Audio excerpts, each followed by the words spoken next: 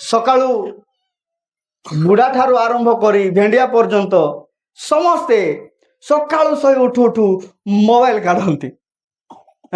କିଛି ଲୋକ ମୋବାଇଲକୁ ପ୍ରଥମ ସ୍ଥାନ ଦିଅନ୍ତି, କିଛି ଲୋକ ୟୁଟ୍ୟୁବକୁ ପ୍ରଥମ ସ୍ଥାନ ଦିଅନ୍ତି, କିଛି ଲୋକ ଫେସବୁକକୁ ପ୍ରଥମ ସ୍ଥାନ ଦିଅନ୍ତି, କିଛି ଲୋକ ଇନଷ୍ଟାଗ୍ରାମକୁ ପ୍ରଥମ ସ୍ଥାନ ଦିଅନ୍ତି। ଆପଣ ପରମେଶ୍ୱରଙ୍କୁ ପ୍ରଥମ ସ୍ଥାନ ଦେଉଛନ୍ତି କି? ପରମେଶ୍ୱର ଆପଣଙ୍କ ଜୀବନରେ କେଉଁ ସ୍ଥାନରେ ଅଛନ୍ତି?